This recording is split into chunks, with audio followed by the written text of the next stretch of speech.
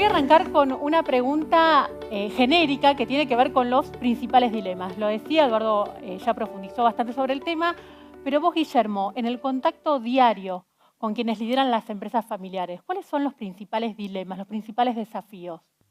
Bueno, mira, yo tengo una frase que a mí me ayuda muchísimo, sobre todo para ubicar los dilemas. Primero, que no hay empresa familiar si no hay empresa, no hay empresa si no hay negocio, y no hay negocio si no hay capacidades personales para hacerlo.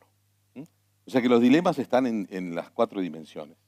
Hablando de los dilemas de la empresa como empresa familiar, yo los clasifico en 4. Primero es la sucesión. La sucesión es el gran tema de la empresa familiar, el tema que nos hace trabajar muchísimo, el tema que hay que entender que no es lo mismo la sucesión en el liderazgo familiar que la sucesión en el liderazgo ejecutivo. Es decir, hay muchísimo que hablar de la sucesión. El otro dilema es la maravilla de que estamos en una institución, la empresa familiar, que tiene una definición de éxito que para mí es maravillosa. Una empresa familiar es exitosa si colabora en la creación de riqueza en la empresa, en la creación de felicidad familiar y en realización de las personas. ¿Se puede? Sí, bueno, te has presentado un caso lindísimo. Al menos de los que presentaron, yo conozco uno y estoy seguro de que así es. Y después viene otro en el cual yo también estoy seguro de que así es. O sea que no hay mejor cosa que ejemplos a eso que son los que ilusionan. El otro tema es compartir el poder. Otro gran dilema es compartir el poder. Cuando tengo que empezar a pasar el mando. Yo a Hugo lo conocí justamente en ese momento. Tuve la suerte de ser profesor del hijo, de Leandro, un capo, chico bárbaro. Chico bárbaro que me hizo una pregunta, lo voy a decir acá públicamente porque la solución fue muy linda. Estaba terminando el máster y me dice, Guillermo, mira, no sé si seguir, creo que estaba en una empresa de gaseosas en ese momento, no sé si seguir como gerente comercial de tal tema o ir a trabajar con mi padre. Y yo no lo conocía, Hugo. Le digo, a ver, contame quiénes son tus papás. Y más o menos me contó. Entonces yo lo miro y le digo, mira, si vos no vas a trabajar con tu padre, yo te mato. ¿No? ¿Okay? ¿Mm? Y así está, y funcionó. No sabía que le iba a generar tanto problema a él, pero bueno, el tema de compartir el poder es todo un tema. Y el último tema que yo creo es que es la maravillosa capacidad de construir acuerdos. Gran dilema. Sentar, que la familia se siente alrededor de una mesa a lograr los acuerdos de continuidad. Fueron lindísimos los 2 casos que presentaste. Le pongo la firma al caso que viene después, porque lo conozco también, la capacidad de ponernos de acuerdo en temas conflictivos. Diego, vos estás con el tema números, hace 25 años que tenés experiencia en el sistema financiero y tenés el enorme desafío de impulsar el desarrollo de herramientas financieras y no financieras que ayuden a las pymes a ser perdurables. ¿Cuáles son esas herramientas no financieras que tienen, en este caso, bueno, las empresas familiares para perdurar en el tiempo, más allá de los temas que ponía sobre la mesa Guillermo?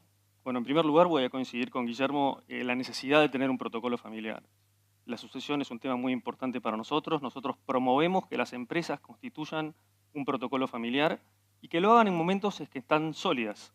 ¿Sí? No lo dejen para último momento cuando hay problemas sucesorios, sino que prevean cuál es el momento en donde van a estar pensando y planificando el futuro de la compañía. Ese por un lado. Y por otro lado tenemos herramientas, muchos años de reuniones con compañías y nos dimos cuenta que nos piden más herramientas no financieras que financieras. El principal pedido que vemos de las pymes es ayúdenme a crecer, capacítenme, enséñenme. Y por ese motivo creamos la comunidad Buenos Negocios, que es una comunidad que trata de darle disparadores y herramientas a las empresas, no solo desde el punto de vista financiero, sino también de recursos humanos, de la creación de flujo de fondos, ¿sí? Y con la idea fundamental de que se profesionalicen. Quiero citar a un maestro que tuve en mi historia por el sistema financiero que decía la evolución darwiniana de la pyme.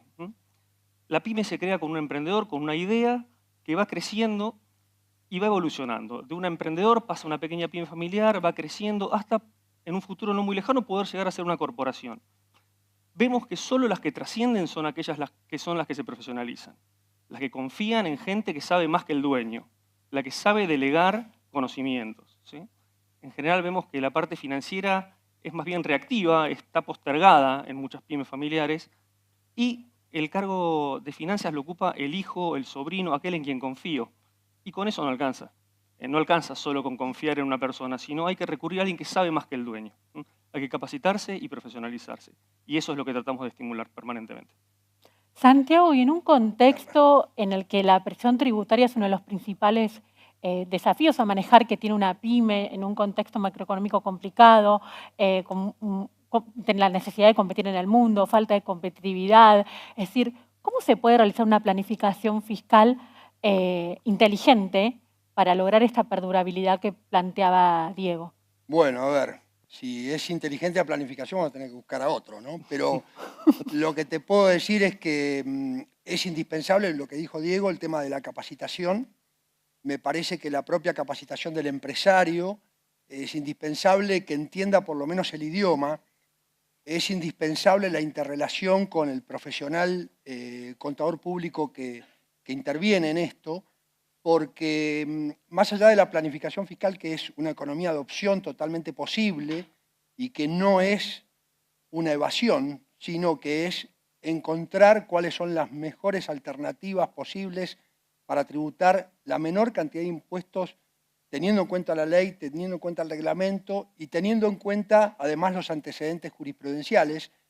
Y para eso me parece indispensable que el empresario conozca, por eso digo un poco, aunque sea el idioma, porque en definitiva la decisión que va a tomar no la tiene que tomar el contador público, porque las contingencias y los problemas le caen al empresario. Con lo cual el contador tiene que estar en condiciones de poder explicarle cuáles son esos riesgos que está tomando ante determinada decisión. Me parece importantísimo.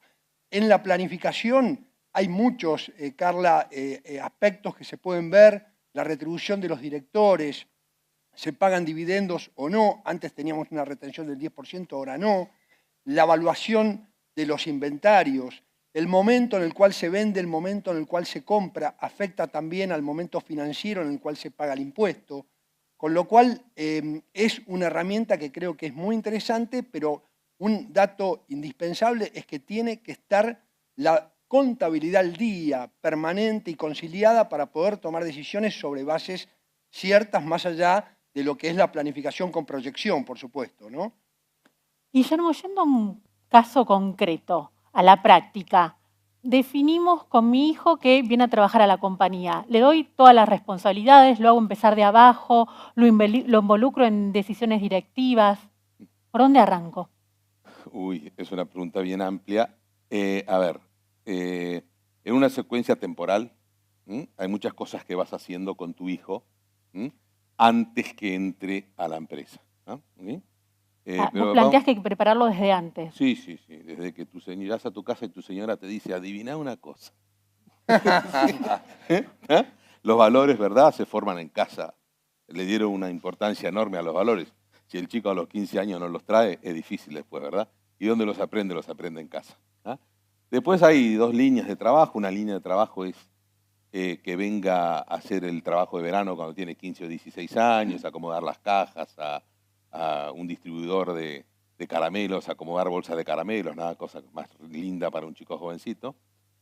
Después, mientras está estudiando el concepto de pasantía, no me bajo de que tengan un título profesional, soy convencido de que los chicos en las aulas mejoran, por lo tanto tienen que ir a la universidad y tienen que hacer posgrado después, sobre todo aquellos que son de las familias dueñas. Sé que a veces los chicos no me quieren mucho por esto porque soy exigente, pero soy muy exigente en todo lo que es la dimensión formativa. Después, cuando entran, depende mucho de la edad que tienen. Si son chicos que están estudiando la facultad y van a venir tipo pasantía, yo ahí soy un enamorado de las pasantías que van recorriendo la organización, y mientras van recorriendo la organización, en cada lugar tienen algún padrino no familiar que los acompañe. Esto es una pasantía pensada, ¿no? Es decir, organizada.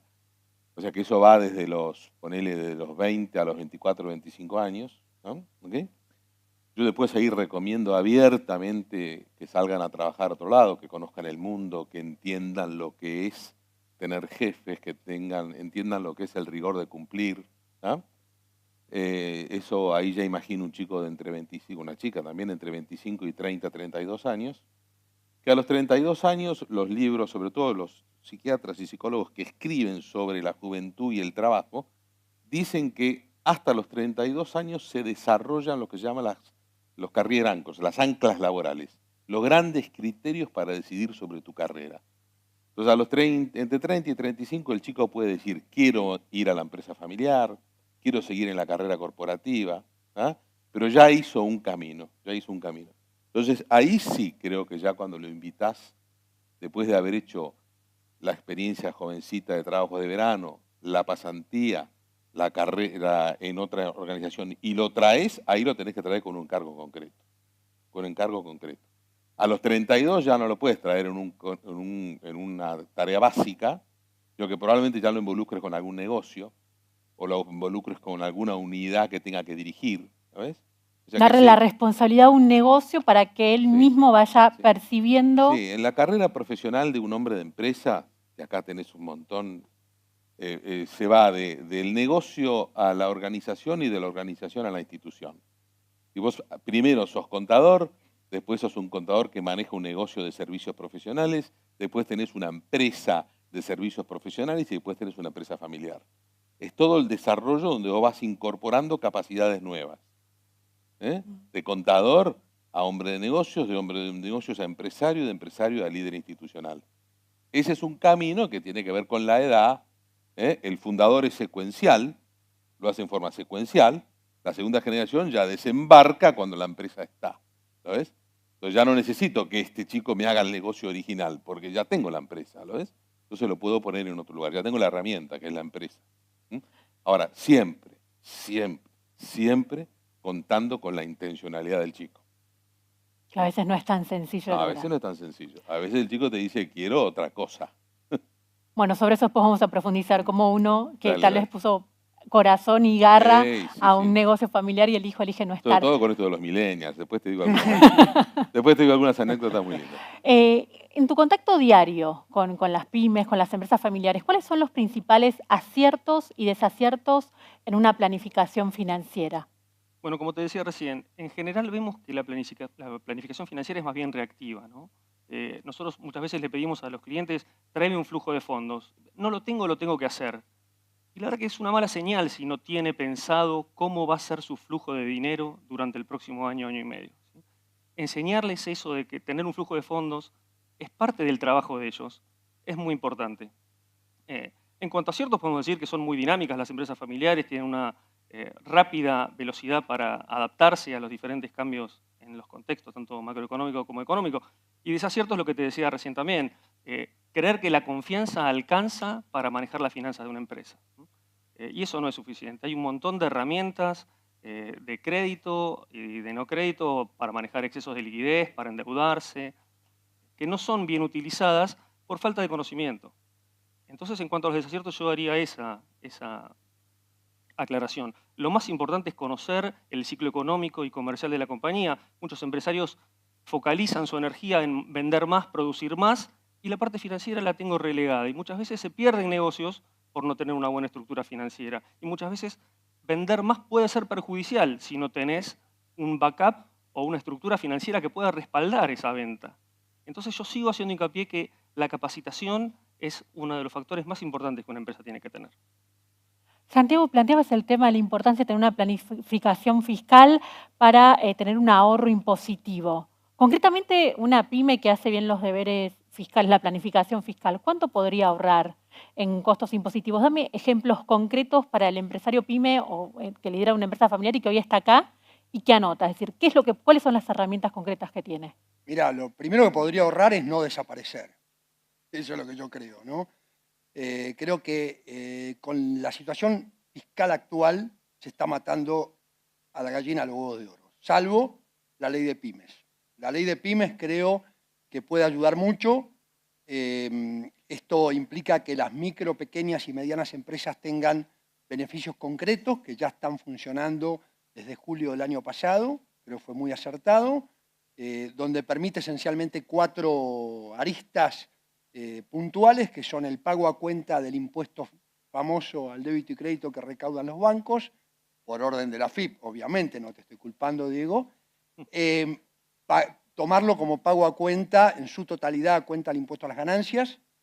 Después, por supuesto, no pagar el impuesto anacrónico insólito de ganancia mínima presunta, este impuesto que solo existe en la Argentina, ¿no? A partir de los cierres que comienzan el 1 de enero del 2017. El tercer punto es financiar el impuesto a valor agregado, lo cual no es menor, porque la verdad que muchas veces, como el IVA se considera en función de la facturación, no de la cobranza, muchas veces aún no cobramos y tenemos que pagar el impuesto. Y el cuarto punto que creo muy importante es el programa de recuperación productiva. ¿Qué es esto? Implica que hasta el 31 de diciembre del 2018, las empresas van a poder hacer inversiones en bienes de capital y en infraestructura y van a poder de ese monto tomar el pago a cuenta del impuesto a las ganancias del 10%.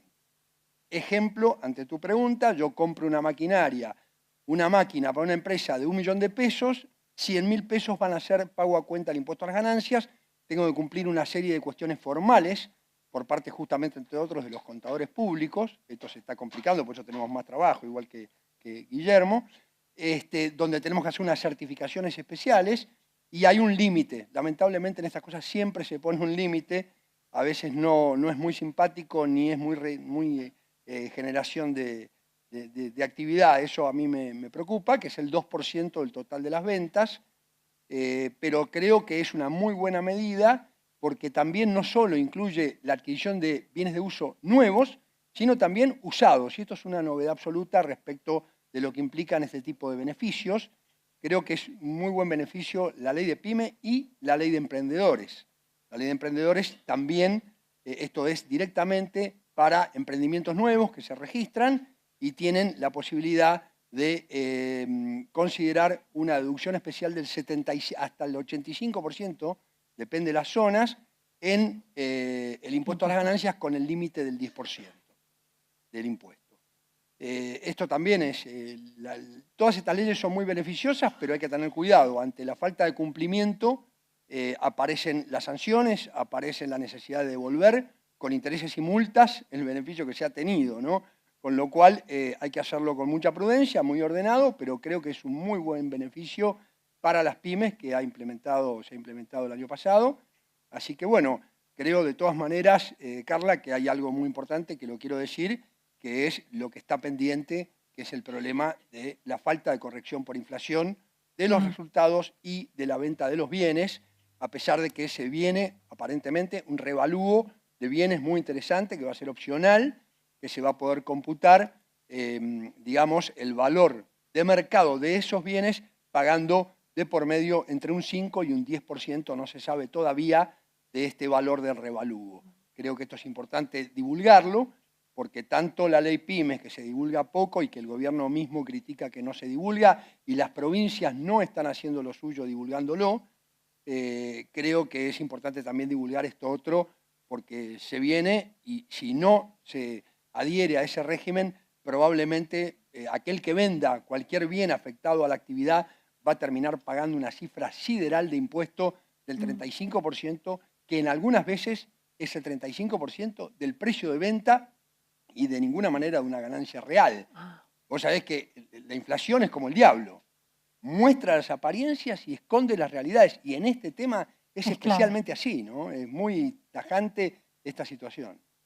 Guillermo, hablábamos hace un ratito del tema de millennials. Eduardo lo planteó al comienzo, solo el 5% de los millennials se queda en la compañía fundada por sus padres o abuelos. ¿Cómo se maneja esta situación? ¿Te puedo contar una anécdota? Me pediste que me piense. Mira, yo tengo un hijo que tiene 28 años y hace 3 años me dice, que tuvo una linda experiencia laboral, y hace 3 años me dice, papá, voy a dejar la empresa donde estoy.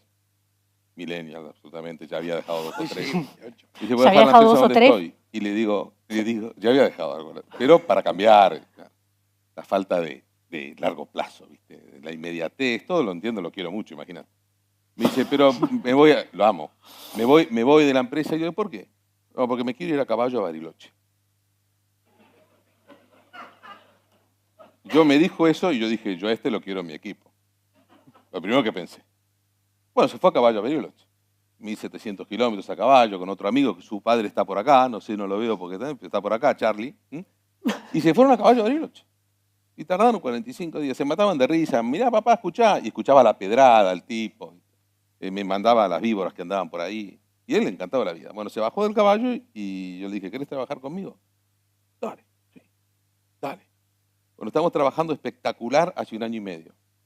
¿Qué me dijo hace un mes? Otra vez a Bariloche. No, me parece que va a ser a Salta. Y bueno, yo lo quiero en mi equipo.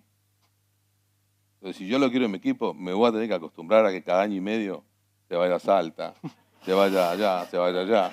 ¿Sí? Bueno, mira, hace muchos años cuando empezaron a trabajar mis hijas, yo estaba feliz cuando una hija mía iba a tener un nieto y en la empresa le daban las posibilidades para que lo tenga. O sea que mis hijas, mujeres, trabajen y sean felices laburando, implicó un cambio en las organizaciones. Para que mi hijo pueda trabajar conmigo, siendo como es, yo tengo que producir un cambio. No puedo pretender que lo haga él el cambio. El cambio lo tengo que hacer yo. Por lo tanto, las empresas familiares sí quieren que los chicos capaces, es famoso tema de retención de talento, porque no te pasa solo con el hijo, te pasa también con cualquier joven de esa generación.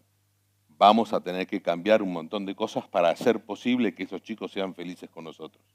Y esos chicos entienden felicidad con un equilibrio distinto a cómo los entendíamos nosotros. Para nosotros felicidad era mucho éxito en lo laboral. Para ellos felicidad no es así. Para ellos felicidad es una vida equilibrada.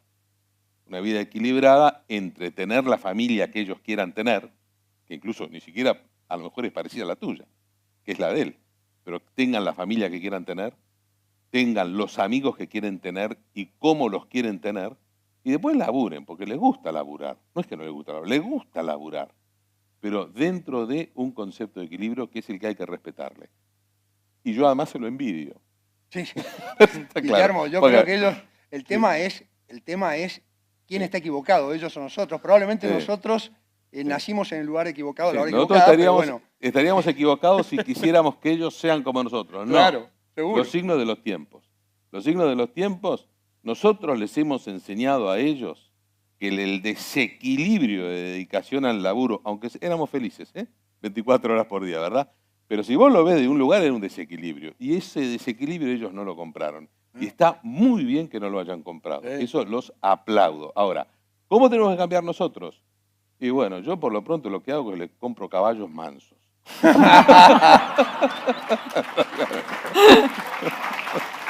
Muy bueno, Guillermo. Diego, desde el tema de la planificación financiera, ¿cuándo tomar un crédito? ¿Cuáles son las herramientas que hay para, digamos, mitigar un poco muchas veces el impacto de falta de caja? Vos decías la importancia de una previsibilidad. No siempre se puede. ¿Cómo lo manejás desde las herramientas que se ofrecen? Primero y principal hay montones, hay un abanico enorme de herramientas para financiar distintos destinos, ¿no? Lo más importante es identificar qué es lo que quiero financiar. Si quiero financiar algo de corto plazo, hay herramientas de corto plazo. Si quiero financiar algún proyecto de inversión, voy a tratar de tomar un crédito lo más largo posible, ¿sí? Hay un montón de herramientas, como el leasing, por ejemplo, que tiene montones de beneficios impositivos. Lo importante es que el plazo del préstamo financie el destino que corresponda. Es decir, si me quiero comprar un camioncito, no lo voy a comprar con capital de giro o con acuerdo en cuenta corriente, ¿sí? Hay que tratar de comprarlo con un plazo acorde a la amortización de ese bien o cómo ese bien va a hacer que vos des la vuelta financiera. Por eso es muy importante saber en qué momento está la compañía, cuáles son mis metas de mediano, corto y largo plazo y ver las necesidades financieras de corto, mediano y largo plazo. Y en base a eso, ver qué abanico de posibilidades tengo y cuál es más acorde a mis necesidades. Los bancos, además, sugiero mantener la carpeta de crédito actualizada. No es tan difícil. Si uno tiene más o menos los impuestos al día, no es muy difícil acceder a financiamiento bancario. Por lo tanto, en la medida que uno genere conducta de crédito, hay más y más alternativas para financiarse. Santiago, a la hora de cruzar los impuestos familiares con los de las compañías, ¿cuál es tu consejo para que no se solapen, para no pagar de más? A ver, en primer lugar, mucha gente en las pymes piensa en el conjunto persona, sociedad, justamente lo que vos preguntás, ¿no? Hay que ver, digamos, primero el tipo societario ideal para la actividad que uno va a desarrollar, muy frecuentemente se utiliza en la sociedad de responsabilidad limitada porque se limita el capital aportado en la responsabilidad, si uno no hace macanas, ¿no? Que ya está más complicado. Y desde el punto de vista fiscal es un buen tipo societario.